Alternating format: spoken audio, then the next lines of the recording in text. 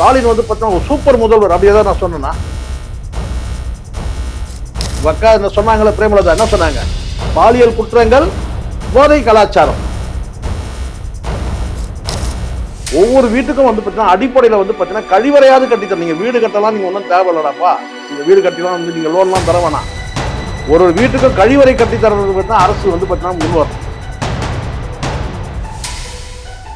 உழைச்சி சம்பாரிச்சா உங்களுக்கு அவ்வளோ ஏளனமா இருக்குல்ல, எவ்வளவு கஷ்டம். பெண்கள் தான் பெரிய போதையம். பெண்கள் மொத்த பேரும் ஒழிங்க. ஆனா மக்கள் கிட்ட தெளிவு இல்லைல்ல. மக்கள் மொத்தமே போதையில் இருக்கிற மாதிரி இருக்கிறான். இது மக்கள் கிட்ட ஒட்டுமொத்த மக்களுமே ஒரு போதையில் இருக்கிற மாதிரி இருக்கிறான். வணக்கம். இன்னைக்கு நம்ம கூட பத்திரிகையாளர் சேகுவரா ஜெய்சங்கர் இருக்காங்க. வணக்கம் சார். வணக்கம். கூட்டம் எல்லாம் ஓட்டா மாறாதுன்னு சொல்லிட்டு இருந்தாங்க. கூட்டம் எல்லாம் ஓட்டா மாறிடும் போல இருக்கிற மாதிரி இருக்கு நிலைமை. அதான் நீங்க வந்து டிவிக்கு ஓட்டு போட்டு வந்து உட்கார்ந்து பேசிட்டு இருங்க. இப்படிதான் நான் அப்படிதான் சொல்லவே இல்லை சார். அவங்க மக்கள் சொல்றாங்க. உங்க முகத்தை பார்த்தா தெரியல, டிவிக்கு தான் ஓட்டு போட்டுருக்கீங்கன்னு தெரியுது. அப்படியெல்லாம் நான் அப்படிலாம் யாரும் போட்டு விடல. ஓட்டு போட நான் ஊருக்கு போக முடியல, அந்த நிலைமையில தான் இருந்துச்சு. அப்புறம் மக்கள் சொல்லிட்டு இருக்காங்க கூட்டம் எல்லாம் ஓட்டா மாறாது. இல்லம்மா, நான் சொல்றது நல்லா புரியுங்கம்மா. இது இந்த நல்லா இன்னைக்கு நல்லா தெரிஞ்சுங்க தங்கச்சி. இது வந்து இன்னைக்கு வந்து டிஜிட்டல் உலகம். ஒரு என்ன சொல்றது, ஒரு டிஸ்கோ வேர்ல்டுல நம்ம வாழ்ந்துட்டு இருக்கோம். இது ஒரு டிஸ்கோ வேர்ல்டு சொல்லுவாங்கல்ல, இது ஒரு கலர்ஃபுல்லான வந்து ஒரு உலகத்துல நம்ம வாழ்ந்துட்டு இருக்கோம். எது உண்மை எது பொய், என்ன எது நிஜம் எது போலி, எது தெரியாத ஒரு உலகத்துல நம்ம வாழ்ந்துட்டு இருக்கிறோம். புரியுதா சொல்றது? இதை வந்து நம்ம வந்து இதை உண்மைன்னு நம்ம வந்து நம்ம நிலையிலே நம்ப முடியல. இது நான் தானா அப்படின்னு சொல்லிட்டு நேற்றுக்கு ஒருத்தர் வந்து போட்டு வந்து காட்டுறாரு. என்னன்னு கேட்டீங்கன்னா, இது வந்து ஏஐல கிரியேட் பண்ணது சார் ஒன்று கொண்டு வந்து காட்டுறாரு. அதை பார்க்கும்போது அந்த படத்தை பார்க்கும்போது பார்த்தீங்கன்னா அப்படியே அந்த அந்த ஸ்பாட்டுக்கே போன மாதிரி ஒரு ஃபீல் வருது. ஒரு வயல்வெளியை பார்க்கும்போது பார்த்தீங்கன்னா இப்படி ஒரு இடம் பார்த்ததே இல்லை, ஆனால் சின்ன வயசுல இங்கேயோ பார்த்த மாதிரி இருக்கு இந்த இடத்த. அப்படி பார்க்கும்போது பார்த்தீங்கன்னா ஏஐல கிரியேட் பண்ணதுன்றாரு. கற்பனையில் ஏஐல கிரியேட் பண்ணது. ஸோ இன்னைக்கு வேற லெவலில் போயிட்டு இருக்குமா. அதனால வந்து இதெல்லாம் வந்து எனக்கு தெரிஞ்ச வரைக்கும் நான் சொல்றேன், எது நிஜம் எது போலினே கண்டுபிடிக்க முடியாத சூழ்நிலை வந்து பார்த்தீங்கன்னா, இது நீங்க சொல்ற மாதிரி வாக்குகள்லாம் வந்து அப்படியே வந்து ஓட்ட பண்ண உண்மைதான்.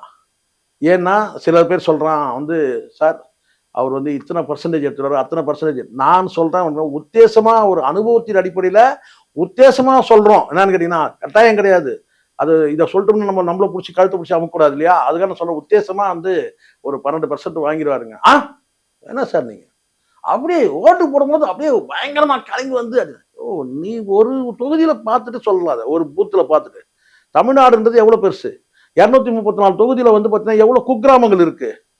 ஒரு ஒரு ஊருக்குள்ள போவீங்கம்மா நீங்க, ஒரு 2 கிலோமீட்டர் போவீங்க, ஒரு சிங்கிள் ரோடு தான் போவோம். நானும் அந்த சிங்கிள் ரோட போறோம். இது உள்ள போன பிறகு பார்த்தீங்கன்னா அந்த ஊருக்குள்ள பிரம்மாண்டமான வந்து ஒரு கோயில் இருக்கு. அந்த கோயிலை சுத்தி பார்த்தீங்கன்னா கிட்டத்தட்ட ஒரு 6-7 கிராமம் இருக்கு. அந்த 6-7 கிராமத்திலும் குறைஞ்சபட்சம் பார்த்தீங்கன்னா ஒரு 1500 வீடு இருக்கு.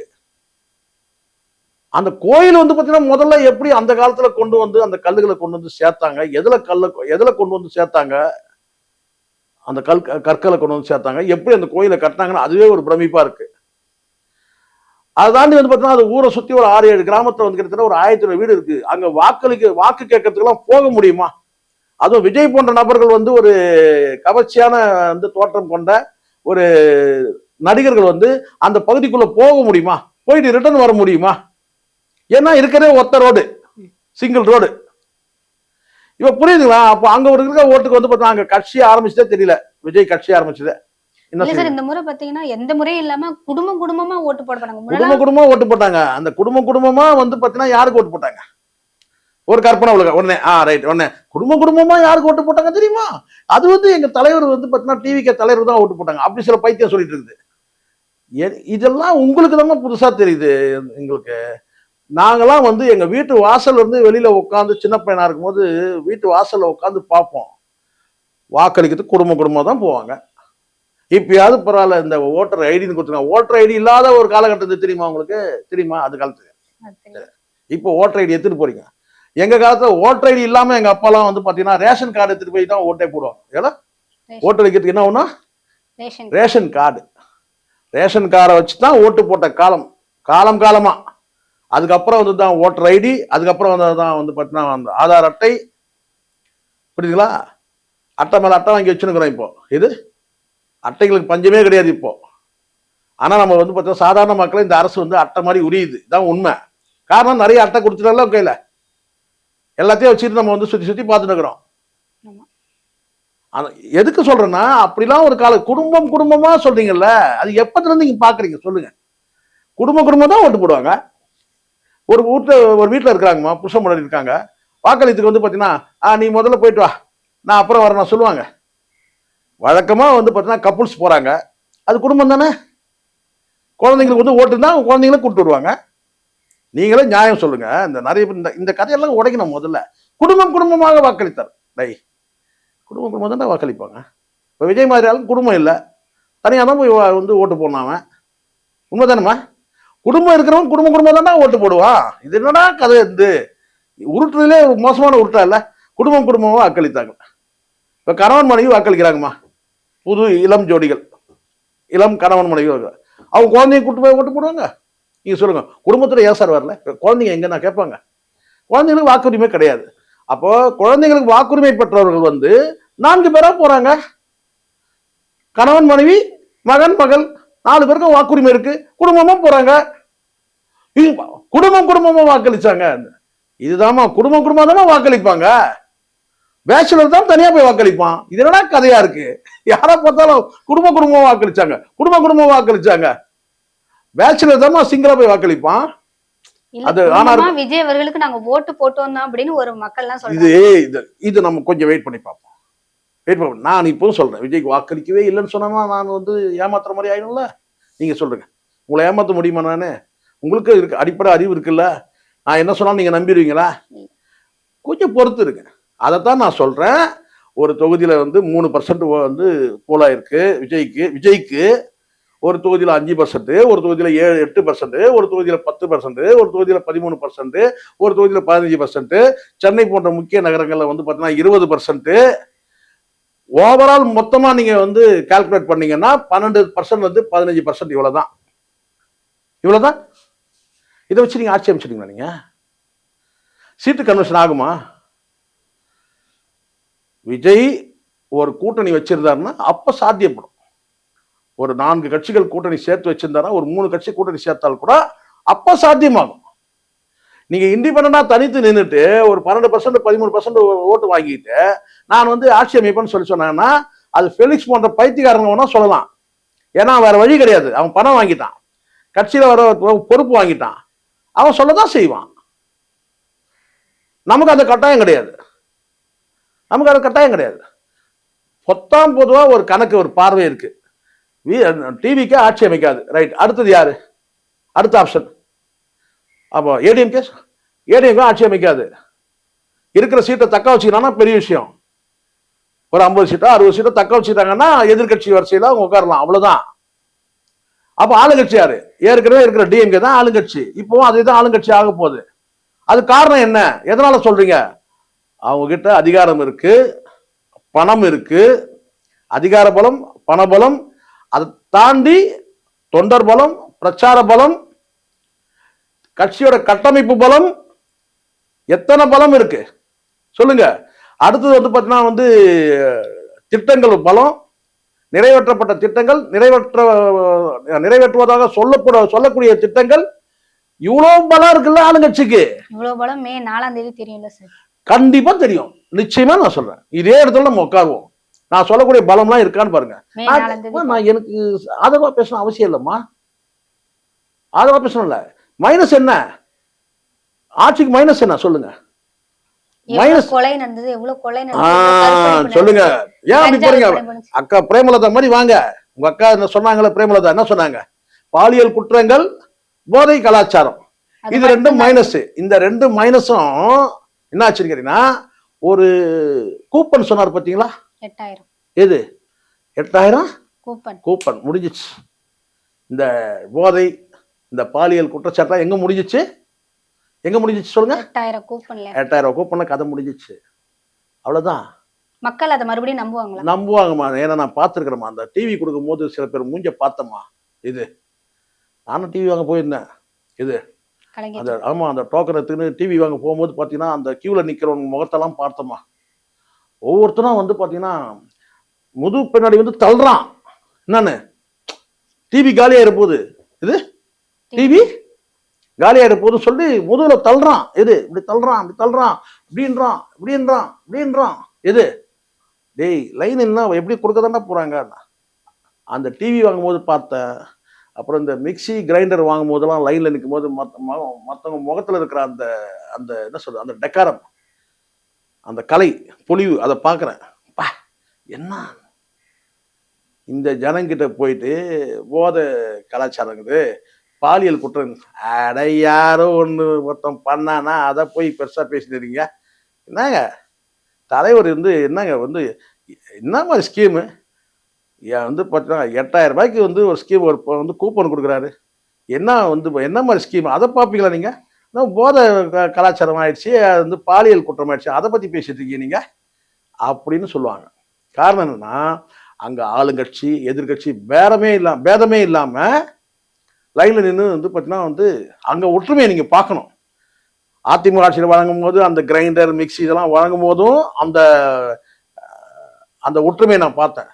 திமுக அதிமுக அதே மாதிரி இந்த 8000 ரூபாய் கூப்பன் கொடுக்கும்போது கூட பாருங்க அங்கே திமுக அதிமுக அந்த ஒற்றுமையை நீங்கள் அங்கே பார்க்கலாம். பாலியல் குற்றச்சாட்டுலாம் இருக்குது சார், போதை கலாச்சாரம்லாம் இருக்குது சார். ஆமாம் இருக்கு. அப்படியே இந்த பக்கம் வாங்க ஒரு டோக்கன் தராங்க என்னன்னு பாருங்க. 8000 போட்டோம் முடிஞ்சிச்சு அவ்வளோதான். Super sir. சார் இவரே மீண்டும் ஆட்சிக்கு வரணும் சார். இந்த 8000 டோக்கன் அப்படியே 16000 டோக்கன் ஆகணும் சார் அடுத்த தேர்தல் 5 வருஷத்துல. அந்த வேர்ல்டு பேங்க்ல ஒரு 10 லட்சம் கடன் இருக்குது. அட விடுங்க சார், கடன் நம்ம பேர்ல இருக்கு. தமிழ்நாடு மேல தானே கடன் இருக்கு. எது தமிழ்நாடு மேல தானே கடன் இருக்கு. அதெல்லாம் பார்த்துக்கலாம் சார். என்ன சார் நீங்க வேற ஒன்று கொஞ்சம் வரி கூட போடுவாங்க, கட்டிட்டு போனா போச்சு. இப்போ நமக்கு கொடுக்குறது 8000 கொடுக்குறாங்க சார், டோக்கன் கொடுக்குறாங்க சார். அது கடன் வந்து பார்த்தீங்கன்னா வரி நம்ம மேல மட்டும் வரி போட போறாங்க. இது ஒட்டுமொத்த தமிழ்நாடு முழுவதும் மக்கள் மேல தான் வரி போட போறாங்க. இப்போ எனக்கு 8000 வருது சார். இப்போ நீங்க என்ன சொல்லுவீங்க சொல்லுங்க? மக்களே சுயநலமா இருக்கிறாங்கம்மா. அதனால இதெல்லாம் எடுபடாதும்மா. நீங்க வருத்தப்படுறமா, நீங்க கரெக்டுமா, நீங்க சொல்றதெல்லாம் கரெக்டு, உள்ளபடியே சொல்றேன். ஆமா வந்து பார்த்தீங்கன்னா சின்ன பிள்ளைகள் வந்து பார்த்தீங்கன்னா பாலியல் பலாத்காரம் நடக்குது, கஞ்சா இருக்குது, வந்து பார்த்தீங்கன்னா போதைப் பொருட்கள் வந்து புழக்கத்தில் இருக்கு, எல்லாம் உண்டு. ஆனா மக்கள்கிட்ட தெளிவு இல்லைல்ல. மக்கள் மொத்தமே போதையில் இருக்கிற மாதிரி இருக்கிறான். இது மக்கள்கிட்ட ஒட்டுமொத்த மக்களுமே ஒரு போதையில் இருக்கிற மாதிரி இருக்கிறான், தெளிவு இல்லாமல் இருக்கிறான். அப்புறம் நீங்க என்ன சொல்றீங்க? அதை விட்டுட்டு நீங்க வந்து பார்த்தீங்கன்னா வந்து எங்கேயோ ஒருத்தர் வந்து பாலியல் வழக்கில் பாதிக்கப்படுறதையும் போதையில வந்து வந்து அணிவப்படுறதையும் நீங்க நினைக்கிறீங்க இல்லையா? எங்கேயோ ஒருத்தர்ல அது நீங்க பர்சன்டேஜ் கூட எடுத்துங்க. சிவகுமார் சொன்ன மாதிரி மக்கள் தான்மா. ஆனா மொத்தமே மக்கள் போதையில இருக்கிறாங்கன்ற நான் ஒரு மயக்கத்துல தானே இருக்கிறான். இந்த இலவசத்தெல்லாம் பார்த்து மயங்குறான், அவன் மயக்கத்துல தானே இருக்கிறான். அவனும் அது ஒரு போதை தானே. காலையில ஒரு படிச்சேன், அது உங்ககிட்ட சொல்றதா எப்படின்னு தெரியல எனக்கு. காலையில ஒன்று படிச்சேன், போதை ஒழிக்கிறோம் சொல்றீங்க, போதை ஒழிக்கணும் நீங்க என்ன பண்ண தெரியுமா அப்படின்னு கேட்டான். என்னடா இது இப்படி ஒரு கேள்வி கேட்கறான். இணையத்துல ஒருத்தன் கேட்கறான் தம்பி, ஒருத்தன் இணையத்துல கேட்கறான். அப்ப தங்கச்சி இருக்கிறதுனால இதை எப்படி சொல்றதுன்னு தெரியல. போதை ஒழிக்கிறோன்றானுங்க. போதை ஒழிக்கணும் நீங்க என்ன முதல்ல ஒழிக்கணும் தெரியுமா உங்களுக்கு? என்னடா சொல்ல போறான், என்னமோ சொல்ல போறான் பொழுது. இது போதை ஒழிக்கணும் என்ன பண்ணணும் தெரியுமா? என்ன செய்வான்? கஞ்சாவை அழிக்கிறதுக்கு ஏதாவது இந்த ஆசிட் ஊர்த்தி இது செடிகளை அழிப்பானுங்களா? ஒரு வேலை முளையாதபடி, கஞ்சா செடியே முளைக்காதபடி அப்படி சொல்றாங்களா? இல்லை இந்த கொக்கைன் எதை சொல்றாங்களா? அதுக்கு ஏதாவது வந்து தடை விதிப்பாங்களா? இந்த ப்ரௌன் சுகர் இதுக்கெல்லாம் வந்து ஏர்போர்ட்ல வந்து ஒரு வேலை வந்து கப்பல்ல வருதா ஒரு வேலை போதைப் பொருள், அங்கே ஏதாவது ரூட் எடுக்க சொல்றானா ஒரு வேலை அப்படி சொல்ல. திருப்பி வந்து கேட்டேன், போதை ஒழிக்கணும் எல்லாரும் சொல்றீங்க, போதை ஒழிக்கணும் நீங்க முதல்ல என்ன பண்ணணும் அப்படின்னா. அப்புறம் தான் அடுத்த ரூட்டுக்கு வந்தான். அண்ணன் கேட்டா முதல்ல எதிர்த்து நம்ம பெரிய போதை அப்படின்னா. அப்புறம் என்ன, பெண்கள் தான் பெரிய போதையா, பெண்கள் மொத்த பேரும் ஒழிங்க. எது சொல்றான் இணையத்தை சொல்லலாம், பெண்களும் போதையும். காரணம் கேட்டா அந்த கவிஞர் சொல்லியிருக்கிறாரு, இந்த கவிஞர் சொல்லியிருக்கிறாருன்றான். இதுக்கு என்ன சொல்றீங்க? நாம பாக்குறது இது எதை காட்டுது தெரியுமா தங்கச்சி? நல்லா புரிஞ்சுங்க. நாம எதை பார்க்கிறோமோ அது போதை, எதன் மீது அதிகமா ஈடுபாடு இருக்கிறோமோ அது போதை. நாம இலவசத்தின் மூலமா இந்த அரசை தேர்ந்தெடுக்கிறோம் செய்யறோம், அதுதான் போதை. அது ஒரு போதை. இலவசத்துக்கு மயங்கரம் தெரியுமா? அது போதை. எதை பார்த்து நாம வந்து மயங்குறோமோ, எதை பார்த்து நாம ஏமாறுறோமோ அது போதை. அதுதான், அப்படிதான் நான் புரிஞ்சுக்கிறேன். இப்போ பெண்கள் போதைன்னா அவன் சொல்றேன்னா பெண்கள் கவிஞர்கள் சொல்லியிருக்கிறாங்க, பெண்களே வந்து பார்த்தீங்கன்னா வந்து பெண்களுடைய கண்கள் போதை தருது, பெண்களே போதையா இருக்கிறாங்க, போதை தர அப்படின்னு சொல்றாங்க இல்லையா? அது எதை காட்டுதுன்னா, நாம எதன் மீது பிரியமா இருக்கிறோமோ, நாம் எதன் மீது வந்து பார்த்தீங்கன்னா வந்து எல்லையற்ற அன்பு வச்சிருக்கிறோமோ, எதை பார்த்து நாம் வந்து பார்த்தீங்கன்னா எளிதில் ஏமாறுறோமோ, அது வந்து போதை. அந்த வகையில நம்ம நீங்க அரசு வந்து கொடுக்கக்கூடிய வந்து இலவச திட்டங்களா இருக்கட்டும், இப்ப அரசுக்கே கூட இலவசம் கொடுக்கணும்னு கட்டாயம் கிடையாதுல்ல. ஆனா உங்ககிட்ட ஓட்டு வாங்க என்ன பண்றது? அரசுக்கு நீங்க ஒரு வந்து பார்த்தீங்கன்னா ஒரு ஒரு ஐடியா சொல்லுங்க. உங்ககிட்ட வேற எப்படி ஓட்டு வாங்குறது? நல்லது செஞ்சு ஓட்டு வாங்க. நல்லது என்ன செய்யணும்? நல்லதுன்னா என்ன செய்யணும் சொல்லுங்க? மக்களுக்கு சாலை வசதி, கழிப்பறை வசதி இருங்க. அதெல்லாம் இப்ப அடிப்படையில் இல்லாம இருக்கா? இல்லாம இருக்கு. இல்ல. அதுதான். இப்ப வாங்க நான் சொல்றேன் பாருங்க. இப்ப நான் சொல்லுவேன் உங்களுக்கு, இன்னைக்கு நீங்கெல்லாம் வந்து சொர்க்கத்துல வாழ்ந்துட்டு இருக்கீங்க. இன்னைக்கு உள்ள வசதிக்குமா உள்ளபடியே சொல்றேன். நீ அப்பா கிட்ட கேட்டுப்பாரு. இல்ல வந்து பார்த்தீங்கன்னா அவங்க அப்பா கிட்ட கேட்டுப்பாரு. நாங்க எங்க காலத்துல நீங்க எப்பயாச்சும் உங்களுடைய பிறந்து இத்தனை வயசு அதுல 20, 25 வயசு இருக்கு, 20 வயசு இருக்கா உங்களுக்கு, 20 வயசு ஆயிடுதுல உங்களுக்கு. எப்பயாவது நீங்க வந்து பொது கழிப்பிடத்துக்கு போயிருக்கீங்களா? பொது கழிப்பிடம் மீன்ஸ் என்ன? கழிவறை சொல்லல, காமன் பிளேஸ், பொது இடத்துல போயிருக்கீங்களா? போயிருக்க மாட்டீங்க. ஆனா நாங்க வளர்ந்த காலத்தெல்லாம் வந்து பார்த்தீங்கன்னா பெண்கள் உட்பட, பெண்கள் ஆண்கள் மட்டுமே கிடையாது, ஆண்களும் பெண்களும் வந்து பார்த்தீங்கன்னா காலையில வந்து பார்த்தீங்கன்னா பக்கெட்டு அந்த சொம்புல தண்ணி எடுத்துட்டு எங்க போவோம்? வயலை நோக்கி போவோம். இல்ல காலையில கிளம்பி போவோம். போயிட்டு வயல்ல வந்து வரக்கூடிய அந்த கால்வாய் தண்ணியில வந்து பார்த்தீங்கன்னா வந்து கையை கழுவிட்டு வருவோம். அது ஒரு காலகட்டம் இருந்துச்சு. பெண்கள் வந்து பார்த்தீங்கன்னா வந்து ஒதுக்குப்புறமான இடங்கள்ல வந்து பார்த்தீங்கன்னா வந்து ஒதுங்குவாங்க. அப்படி ஒரு காலகட்டம் இருந்தது. இன்னைக்கு கூட சில கிராமங்கள்ல இருக்கு, நான் இல்லைன்னு நான் சொல்லவே இல்லை. ஆனால் இன்னைக்கு பெரும்பாலும் எது இந்த கழிவறைகள் என்பது வந்து பார்த்தீங்கன்னா கிராமங்களை நோக்கி சில நகர்ந்து, ஆனா எல்லாத்தையும் நான் சொல்ல சர்டிபிகேட் கொடுக்குறேன்னு நினைச்சிடாதீங்க. இல்லாத இடங்கள் இருக்கு, இப்பவும் இருக்கு, இப்பவும் கிராமப்புறங்கள் இருக்கு. ஆனால் இயற்கை உபாதைக்கு வந்து இன்னைக்கும் வந்து பார்த்தீங்கன்னா வந்து ஒதுக்குப்புறத்தை தேடி அப்படிதானே ஒரு குழந்தை போய் தானே ஒருத்தன் கொண்டான். அப்படியே நடந்துச்சு. கழிவறை இருந்தா அந்த குழந்தை போயிருக்காது இல்ல. அப்போ கழிவறை கூட வந்து உறுதி செய்யாத ஒரு அரசுகள் இருக்கு சொல்ல. ஆனால் பெரும்பாலும் இன்னைக்கு 50% மேல வந்து பார்த்தீங்கன்னா கழிவறைகள் வந்துருச்சு. இன்னும் வரணும். இன்னும் வந்து பார்த்தீங்கன்னா கிராமப்புறங்கள்ல வந்து பார்த்தீங்கன்னா, ஆனா கிராமப்புறங்கள்ல இன்னும் மக்கள் வந்து அந்த பழக்கத்துக்கே வரல. அந்த வழக்கம் இருக்கு, அந்த பழக்க வழக்கம் இருக்குல்ல, அதுக்கே இன்னும் வந்து பார்த்தீங்கன்னா வராம இருக்கிறாங்க. இன்னைக்கும் ஏன் கிராமப்புறங்கள்ல இருக்கிறவங்க வந்து பார்த்தீங்கன்னா வந்து நகர்ப்புறங்களை பயணிக்க முடியாத இருக்கிறாங்கன்னா அவங்க அப்படி பழகிட்டாங்க. மாறணும். காலப்போக்கில் வந்து பார்த்தீங்கன்னா அது எவ்வளவு மாற்றம்? நம்ம வந்து கற்ற கல்வி தான் மாறும். அப்ப அடிப்படையில கல்வி வந்து அவசியம். கல்வி அவசியம் இருந்தால் தான் வந்து பார்த்தீங்கன்னா அவனுக்கு வந்து இது வந்து சுகாதார கேடு, இதுதான் சுகாதாரத்தை புரிஞ்சுக்க முடியும். அப்ப புரிஞ்சுக்கிட்டான்னா ஆட்டோமேட்டிக்கா அவன் என்ன செய்வான்னு கேட்டா வந்து 10க்கு 10 வீடு, இவ்வளவு பெரிய வீடு கட்டி பிரயோஜனம் கிடையாது. ஒரு 5 கஞ்சி வந்து பார்த்தீங்கன்னா வந்து ஒரு கழிவறை கட்டி ஒரு செப்டிக் டேங்க் போடுங்க. உள்ளபடியே சொல்றேன். ஒவ்வொரு வீட்டுக்கும் வந்து பார்த்தீங்கன்னா அடிப்படையில வந்து பார்த்தீங்கன்னா கழிவறையாவது கட்டித்தரணும். நீங்க வீடு கட்டலாம் நீங்க ஒன்றும் தேவையில்லடாப்பா. நீங்க வீடு கட்டிலாம் வந்து நீங்க லோன்லாம் தர வேணாம். ஒரு வீட்டுக்கும் கழிவறை கட்டி தரது பார்த்தீங்கன்னா அரசு வந்து பார்த்தீங்கன்னா முன் வரணும். அரசே முன் வரணும். இனாமா கோடிக்கணக்கில் வந்து பார்த்தீங்கன்னா வந்து வரிகள் வாங்குறீங்க. பல லட்சம் கோடி வந்து பார்த்தீங்கன்னா வந்து உலக வங்கியில கடன் வாங்குறீங்க. அப்ப என்ன செய்யணும் கேட்டா கட்டாயம் வந்து பார்த்தீங்கன்னா ஒரு வீட்டுக்கு வந்து பார்த்தீங்கன்னா ஒரு கழிவறை தேவை. பொது கழிவறைகளும் பார்த்தீங்கன்னா ஒரு ஊருக்கு வந்து பார்த்தீங்கன்னா பொது கழிவறைகள் இருக்குமா? ஆனா அது பத்தாது. ஒரு சில கிராமத்துல இல்லவே இல்லை. அதுதான் நான் சொல்றேன். அதெல்லாம் வந்து நான் வந்து மறுக்கவே இல்லை. ஆனால் எங்க காலம் மாதிரி இல்லை. நீங்க எல்லாம் பரவாயில்ல, தப்பிச்சிட்டீங்க. எங்க காலம்லாம் ரொம்ப மோசம். நாங்கெல்லாம் வந்து பார்த்தா பெரும்பகுதி இப்ப நினைச்சு கூட பார்க்க முடியும், கற்பனை கூட பண்ணி பார்க்க முடியல. ஏன்னா வந்து பார்த்தீங்கன்னா வந்து ஒவ்வொரு வீடும் வந்து கழிவறை இல்லாம பக்கெட்ல காலில் தண்ணி தூக்கிட்டு போறது, பெண்கள் போறதும், அது பார்த்தீங்கன்னா ஆண்கள் வந்து பார்த்தீங்கன்னா வயலை நோக்கி நகர்ந்து போறதும், இதெல்லாம் வந்து அனுபவிச்சுட்டு தான் வந்திருக்கிறோம். லால்குடி தொகுதியில லீமா ரோஸ் எவ்வளவு % வாங்குவாங்க? அது என்ன தனியா அவங்கள மட்டும் கேக்குறீங்க? இல்ல புதுசா நின்னு இருக்காங்க. உழைச்சு சம்பாரிச்சா உங்களுக்கு அவ்வளவு ஏளனமா இருக்குல்ல? எவ்வளவு கஷ்டம். லாட்டரி சீட்டை தெருவா வித்து ஒரு பல கோடி சம்பாதிக்கிறது எவ்வளவு கஷ்டம் இருக்கு. நீங்க என்னன்னா எளிதா கேக்குறீங்க லால்குடி தொகுதியில எவ்வளவு ஓட்டு வாங்கிடுவாங்க அப்படின்னு சொல்லிட்டு. அப்போ கூட நீங்க பாருங்க, எவ்வளவு ஓட்டு பெறுவாங்கன்னு கேட்கல, எவ்வளவு ஓட்டு வாங்கிடுவாங்கன்னு கேக்குறீங்க. இது அதிலே தெரிஞ்சு போச்சு. வாங்கிடுவாங்கன்னு கேட்டாலே அப்படின்னா அர்த்தம் வாங்குறாங்கன்னு அர்த்தம். பேச்சு வழக்குல அப்படி சொல்லுவாங்க, நானும் அப்படி சொல்லுவேன். குறிப்பிட்ட எல்லாம் சொல்ல முடியாதுமா. ஆனா வந்து பணபலம் இருக்கு. பார்க்கலாம், பொறுத்துன்னு பார்க்கலாம். நம்ம வந்து இப்ப சொல்லிட வேண்டாம் நம்ம. ஏன்னா வந்து சில நேரங்கள்ல சில மிராக்கள் நடக்கும். பொலிட்டிக்கல் மிராக்கல் வாங்கல, அந்த மாதிரி சொல்லுவாங்கல்ல மெடிக்கல் மிராக்கல் அப்படின்னாங்களா, அது மாதிரி இது பொலிட்டிக்கல் மிராக்கல்ல வந்து சொல்ல முடியாது. பணபலம் படைச்சவங்க கூட தோத்து இருக்கிறாங்க கடந்த காலத்துல. அதுவும் நடந்திருக்கு. பணபலம் மட்டுமே வந்து வெற்றி பெற உதவாது. கூடுதலா வந்து பார்த்தீங்கன்னா ஜாதி பலம், தொண்டர் பலம், இன்னும் எக்ஸட்ரா எக்ஸட்ராலாம் இருக்கு. அதனால வந்து பணம் படைச்சவங்க லீமா ரோஸ் அதனால ஜெயிச்சிருவாங்க அப்படின்ற அந்த கட்டத்துக்கு நம்ம போவேன்னா இன்னும் ஒரு 6 நாள் பொறுத்துருங்க பார்ப்போம். நீங்க மிராக்கல் 7 நாள். சொன்னதுனால நான் கேக்குறேன். ம்.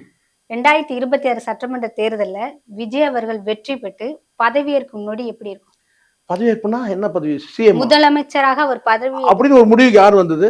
மிராக்கல் அப்படி நீங்க மிராக்கல் இந்த சொன்னதால இந்த மிராக்கல் அதாவது நடக்கும்போது மிராக்கல்னு சொன்னீங்களா? மிராக்கல் அப்படி ஒரு இல்ல மிராக்கல் உண்மையிலும் நடந்தாலும் இல்ல உண்மையிலே நடக்காது. அதை முதல்ல சொல்லிடுறேன். இந்த பக்கம் உதிக்கிற சூரியன் அந்த பக்கம் மாறி உதிச்சாலும் சரி அது நடக்காது. கிழக்கே உதிக்கிற சூரியன் மேற்கே வந்து உதிச்சாலும் சரி அது நடக்கிறதுக்கான வாய்ப்பே கிடையாது. நீங்க அப்படி நினைக்கிறீங்க எல்லாரும் கேட்டா, இப்போ ஒரு ரூமர் அப்படிதான் வந்துட்டு இருக்குன்னா அவரு 5ஆம் தேதி சிஎம் பதவி எடுப்பாரு. அதுக்கெல்லாம் சான்ஸே கிடையாது. யாரோ ஒரு பையன் கூட வந்து ஒருத்தர் சொன்னாரு, ஷேர் பண்ணியிருந்தாங்க. என்ன சொல்றா, எங்க தலைவர் வந்து முதலமைச்சர் ஆகட்டும், உனக்கு தான் முதல்ல ஜெயில் அப்படின்னு சொன்னாங்களாம். இது ஒருவேளை அப்படி நடந்துருச்சுன்னா நடக்கும் அப்படின்னு இல்லம்மா நடந்தா தானே அதை பத்தி பேச முடியும். நடந்தா தானே பேச முடியும். நடக்காதுன்ற நான் சான்ஸே கிடையாது. சரி, அப்படி நடக்குது அந்த நிமிஷம் எப்படி இருக்கும் தமிழ்நாடு நடக்குது என்ன வந்து என்ன நடக்குன்னு கேட்டா, 5ஆம் தேதி வந்து முதல் கையெழுத்து போட்டு என்ன செய்வார் கேட்டீங்கன்னா, உங்கன்னு சொல்ல சாரி உங்க விஜய் என்ன செய்வார்னா ஃபர்ஸ்ட் கையெழுத்து வந்து போடுவாரு. பதவி ஏற்றவர் ஃபர்ஸ்ட் கையெழுத்து போட்டு எப்படி வந்து மும்பையில் வந்து காமத்திபுரான்னு ஒரு இடம் இருக்கு. மும்பையில் காமத்திபுரா ஒரு இடம் இருக்கு. அதே மாதிரி வந்து அந்த மாதிரி வந்து பெங்களூர்ல இருக்கு, வெவ்வேறு பேர்ல இருக்கு. அதே மாதிரி வந்து கல்கட்டாவில் இருக்கு, சோனாகஞ்சின்னு ஒன்று இருக்கு. டெல்லியில் கூட பார்த்தீங்கன்னா பிபி ரோட்னு ஒன்று இருக்கு. ஸோ இந்த மாதிரி இடங்கள்ல வந்து பார்த்தீங்கன்னா வந்து ரெட் லைட் பகுதியாக இருக்கு. விஜய் வந்து முதல் கையெழுத்து போட்டு என்ன செய்வார் கேட்டீங்கன்னா வந்து 234 தொகுதிக்கு ஒரு இடத்துல வந்து பார்த்தீங்கன்னா காமத்திபுராவை கொண்டு வந்து ஃப்ரீ செக்ஸ் நாடுகள் இருக்கு. ஃப்ரீ செக்ஸ் நாடுகள்னு ஒன்று இருக்கு. அந்த மாதிரி வந்து பார்த்தீங்கன்னா இங்கே வந்து எல்லா ஸ்டேட்லேயும் ஒரு குறிப்பிட்ட பகுதியை வந்து நான் கேட்டேன்னா ரெட் லைட் ஏரியாவை டிக்ளேர் பண்ணிடுவார். ஒருவேளை அவர் ஊழல் கையெழுத்து போட்டா எதுமா ஊழல் திருப்பி எடுங்க யாராவது அவர் போட முடியாதுமா. ஏன்னு கேட்டா அப்படி போட்டாருன்னா முதல்ல உள்ள போறது அவரா தான் இருப்பாரு. ஏன்னா அவர் தான் வரி பாக்கி வச்சிருக்கிறாரு, வரி ஏய்ப்பு செஞ்சிருக்கிறாரு. கட்சிக்காரங்கிட்ட வந்து பாத்தீங்கன்னா வந்து ஊழல் பண்ணிருக்கிறாரு, தொகுதிக்கு நான் வந்து சீட்டு கொடுக்குறேன்னு சொல்லிட்டு. சோ இப்படிலாம் நடந்ததால முதல்ல அப்படி கையெழுத்து போட்டாருன்னா முதல்ல அவர் தான் உள்ள போவார். இப்ப முதல்ல இருக்கிறது பாத்தீங்கன்னா கிட்னி திருட்டு, கிட்னி ஊழல் எல்லாமே இருக்கட்டும்மா. நான் என்ன சொல்றேன்னா, நீங்க என்ன சொல்ல வரீங்க, திமுக பிடிச்சி உள்ள தூக்கி போடான்னு சொன்னீங்கல்ல, அந்த ஜெயிலுல இவரும் உள்ள போயிடுவாரு. நான் உங்களுக்கு புரியல, உங்களுக்கு கையெழுத்து போட்டாக்கா இது அப்படி ஒரு கையெழுத்து போட்டோம்னா இவரும் ஜெயிலுக்கு போயிடுவாருன்ற நானு. யாரு புஷியாலும் உள்ள போயிடுவாப்ல, எல்லாருமே உள்ள போயிடுவாங்க. அதான் நடக்கிற விஷயத்த பத்தி யோசிங்க. அதுக்கு தான் நான் சொன்னேன். இது தகுதி வேணும். முதலமைச்சர் பதவிக்கெல்லாம் ஆசைப்படுறதுக்கு தகுதி வேணும். முதல்ல ஆசைப்பட்டும் பட்டாது, ஆசைப்படுற எல்லாருமே ஆசைப்படலாம், தகுதியோட ஆசைப்படணும். விஜய்க்கு தகுதி இருக்கா? முதலமைச்சர் பதவின்றது எவ்வளவு பெரிய பதவி. அத வர்றதுக்கு நீங்க வந்து விஜய்க்கு தகுதி இருக்கா? முதல்ல நான் தகுதியான ஆளா? என்ன தகுதி வேணும் சார்? அது என்ன தகுதி வேணும்னு கேக்குறீங்க? முதல்ல அடிப்படையில வந்து பாத்தீங்கன்னா வந்து ஒரு வந்து பேசிக் நாலேஜ் வேணுமா, படிப்பறிவு வேணுமா? நீங்க எவ்வளவு காலத்துக்கு இப்படியே இருப்பீங்க? காமராஜர் இருந்தாருன்னா அவருக்கு வந்து பாத்தீங்கன்னா மற்ற பொது அறிவு இருந்துச்சு, புரியுதா சொல்றது? அப்ப அவர் வந்து நாட்டானாரு. கலைஞருக்கு எல்லாரும் கூட பாத்தீங்கன்னா அவங்களுக்கு அரசியல் அறிவு இருந்துச்சு. மற்ற எல்லாரும் நீங்க வந்து +2 வரைக்கும் தான் படிச்சிருக்கீங்க. அடிப்படை உங்க அறிவு எவ்வளவுன்றதை நாங்க பார்த்துட்டோம்ல. 5 நிமிஷம் எழுதி படிக்க முடியல உங்களால. இதானே உண்மை. என்ன தகுதின்னு கேக்குறீங்கல்ல, 5 நிமிஷம் 5 வரியில படிக்க முடியல. விஜய் எனக்கு தெரிஞ்சு விஜய் என்ற பேரையே வந்து எழுதி படிச்ச ஒரு ஆளுனா அது விஜய் தானே. 3 எழுத்து தானே. நம்ம எல்லாம் பார்த்திருக்கிறாரு. அப்ப தகுதி என்ன கேட்டீங்கன்னா என்ன தகுதி இருக்கு? ஏதாவது ஒரு தகுதியில நாம இதுல இந்த ஒண்ணுல நான் பெஸ்ட்டுங்க சொல்லுங்க. குடும்பத்தை பாதுகாக்க முடியாம வெளியில இருக்கிறீங்க, குடும்பமே உங்களோட இல்ல. நீங்க மக்களை பாதுகாப்புன்னு சொல்றீங்க, பெண்களை பாதுகாப்புன்னு சொல்றீங்க. குடும்பம் வேற, அரசியல் வேற. திருப்பி குடும்பமும் அரசியல் ரெண்டும் ஒண்ணு. யார் சொன்னது வேற வேறன்னு? குடும்பத்துக்கே நீங்க வந்து பாத்தீங்கன்னா வந்து உதவாதவன் நாட்டு மக்களை எப்படி உதவ? குடும்பத்தையே பாதுகாக்க முடியாதவன் எப்படி நாட்டு மக்களை பாதுகாப்ப? கேள்வி வருமா வராதா? அதெல்லாம் பழைய காலம். அதெல்லாம் குடும்பம் வேற இது வேறனா. குடும்பத்தையே உங்களால பாதுகாக்க முடியல. ஒரு பெண் கேட்டாங்களா இல்லையா? காய்கறி விற்கிற பெண் கேட்டாங்கல்ல, முதல்ல நீ குடும்பத்தை காப்பாத்து. முதல்ல அதே காய்கறி விற்கிற அம்மா வந்து விஜய் ஸ்டாலின் பேர் சொல்லதே எனக்கு வயிறெல்லாம் எரியுது. நல்லா சொன்னீங்க. நான் திருப்பி நான் சொல்ல பாருங்க, நான் அதையும் மறுக்கல. அதே மறுக்கல. இல்ல அவங்க எவ்வளவு நான் வயசானவங்க சொல்றதுமா, நான் திருப்பி நான் சொல்ல மாட்டேங்க. அதுதான் இந்த ஒப்பீடு தான் நீங்க தப்பு பண்றீங்க. நான் சொல்றேன், நான் எங்க இப்போ வந்து பார்த்தீங்கன்னா ஆளுங்கட்சிக்கு சப்போர்ட்டா ஆதரவா நான் பேசுனேன். நான் தான் சொல்றேன்ல, மக்களும் அப்படிதான் இருப்பாங்க. அவங்களுடைய பார்வையே சொல்றாங்க. அந்த அம்மாவுடைய பார்வையை சொல்றாங்க. ஏன் பார்வையை நீங்க கேட்குறீங்க, நான் சொல்றேன். அவ்வளவுதானே. நான் எங்க இதுல வந்து பார்த்தீங்கன்னா வந்து இல்ல இல்ல வந்து ஸ்டாலின் வந்து பார்த்தீங்கன்னா ஒரு சூப்பர் முதல்வர் அப்படி ஏதாவது நான் சொன்னேன்னா சொல்லுங்க, சொன்னா சொல்லுங்க. தப்புனா தப்பு தான். நான் என்ன சொன்னேன், அவங்களுடைய பார்வையை அந்த அம்மா சொல்றாங்க. அப்போ இதெல்லாம் நான் மாத்திரன்னு ஒருத்தர் வராரு சொன்னா அவர் எப்படின்றத நான் சொல்றேன். இவர் எப்படி மாத்தி கழிச்சிருவாரு? ஓ, இதுல இருந்து நான் மாறுபட்டு டிஃபரா நிக்கிறேங்க. சொல்லுங்க, எதுல டிஃபரன்ஸா நிக்கிறீங்க? கொள்கையில வந்து பாத்தீங்கன்னா டிஃபரன்ஸா நான் இருக்கிறேங்க. ஏதாவது சொல்லுங்க, எந்த கொள்கையில நீங்க வந்து டிஃபரா நிக்கிறீங்க? அதே மாவை தான் நீங்களும் அரைக்கிறீங்க. அதே திராவிட கட்சிகள் பாணி தான் நீங்க. அவங்க 2000 கொடுத்தா நீங்க 2000 ரூபாய். உங்ககிட்ட திட்டம் இல்லைல்ல. சரி, டாஸ்மாக் அவங்க திறந்தாங்க, நீங்க போதையை ஒழிக்கிறேன்னு சொல்ற ஆளு எப்படி வந்து டாஸ்மாக மூடாம ஒழிச்சிட்டீங்க போதைய? சொல்லணுமா இல்லையா? டாஸ்மாக் குறித்து தேர்தல் அறிக்கையில விஜய் என்ன சொல்லியிருக்காரு? மூடன்னு சொல்லியிருக்காரா? சொல்லவே இல்லை. அப்பனா அர்த்தம் அதே சொன்னவங்களே மூடல. நான் கேக்குறேன், ஏமா அவங்க கிட்ட போறீங்க? நான் தான் சொல்றேன், அவங்க திறந்து வச்சிருக்காங்கம்மா. அவங்க திறந்து வச்சிருக்காங்கம்மா. அவங்க குடிகாரன் ஆக்குறாங்கம்மா. நீங்க வரீங்கல்ல, நீங்க என்ன சொல்லணும்? நீங்க என்ன சொல்லணும்? நான் மூடுவேன். என் தங்கைகள்லாம் வந்து பாத்தீங்கன்னா வந்து விதவையா மாறுறாங்க, குடும்பங்கள்லாம் கெட்டு போகுது, நான் டாஸ்மாக இழுத்து மூடுவேன். சொல்லவே இல்லையே நீங்க. அதுக்கு மாறா நீங்க என்ன செஞ்சீங்க கேட்டா, கரூர்ல சிபிஐ வழக்கு பார்த்தீங்கன்னா கோர பாட்டில் எடுத்துன்னு போனீங்க. இதுக்கு நீங்க என்ன சொன்னீங்க? அந்த சரக்கு டாஸ்மாக்ல வாங்கின சரக்கு, எலைட் சரக்கு. எலைட்னா உயர் வகை மது. எப்படி சொல்லுங்க, நீங்க சொல்லுங்க. டாஸ்மாக்ல வந்து சரக்கும் வாங்கி போட்டு நீங்க அசிங்கப்படுறீங்க. எது அந்த சிபிஐ வழக்கு விசாரணை பண்ணிட்டு வரைக்கும் கூட உங்களால அடிக்க முடியாம இருக்க முடியாதடா. அசிங்கப்பட்டீங்களா இல்லையா? இப்ப புரியுதுங்களா உங்களுக்கு? இவங்க கிட்ட எந்த மாற்று திட்டமும் கிடையாதுமா. அதுக்கு அவங்களே இருந்துட்டு போட்டோம். நீங்க வந்து அதே தானே நீங்களும். ஏதாவது நான் இந்த விஷயத்துல நான் டிஃபரா இருக்கிறேன் அப்படின்னு நீங்க சொல்லுங்க, அப்ப நம்ம சொல்லலாம், ரைட் சொல்லிட்டு. அதே வந்து திமுக அரசு அதிமுக அரசு நான் என்ன பண்ணாங்களோ அதை நான் கொஞ்சம் கூடுதலா பண்ணுவேன்னு சொல்ற மாதிரி தான் அர்த்தம் இல்லையா? அவங்க 2000 ரூபாய் கொடுத்தா நான் 2500 தருவேன். இப்படி நான் சொல்றது அப்படிதானே இருக்கு. அப்போ வித்தியாசம் இல்லைல்ல. மே 4ஆம் தேதிக்கு அப்புறம் அதை வந்து கண்டிப்பா 4ஆம் தேதி சாயந்தரமே நீங்க கால் பண்ணுங்க. ரிசல்ட் வந்த உடனே இங்க உட்காரலாம், பேசலாம். அதனால நமக்கு எந்த மாற்றம் கிடையாது. விஜய் அவர்களோட பொண்ணு வந்துட்டு சைலண்டா உங்களுக்கு சப்போர்ட் பண்ற மாதிரி ஸ்டோரி போட்டிருந்தாங்க. அது ஃபேக்னு சொல்றாங்கம்மா. அது அந்த அளவுக்கு நிரூபணம் ஆகலையே சார்? இல்ல, அது ஃபேக்னு சொல்றாங்க. அது வந்து உண்மை இல்லைன்னு சொல்றாங்க. அது வந்து கட்டமைக்கிறாங்க. அப்படி விஜய் வந்து அது ரொம்ப லேட். அது ஆக்சுவலா வந்து அது அப்படி கட்டமைக்கிறாங்கன்னு சொல்றாங்க. அது வந்து இல்லைன்னு அவங்க இன்னும் கன்ஃபார்ம் பண்ணல. அவங்க ஐடியா இது கிடையாதுன்னு சொல்றாங்க. அது கன்ஃபார்மாகவும் நம்ம பேச முடியாதுல்ல. தம்பி வந்து அது கரெக்ட். ஜேசன் சஞ்சய் வந்து அப்பா பேரை எடுத்துட்டு ஜோசப் விஜயின் இருக்கிற அந்த பேர் இருக்கு இல்லையா, ஜேசன் சஞ்சய்னு இருக்கு இல்லையா, அதில் வந்து பார்த்தீங்கன்னா அடிஷ்னல் அப்பா பேரை எடுத்துட்டு அம்மா பேரை சேர்த்துதான் ஒரு தகவல் இருக்கு. சரிங்களா? பட் இந்த பாப்பா வந்து பார்த்தீங்கன்னா அது வந்து ஃபேக்குன்னு தான் பரவலாக சொல்றாங்க. ஒரிஜினல் கிடையாது, அது அவங்க ஐடியிலேருந்து கிடையாது அப்படின்னு சொல்றாங்க.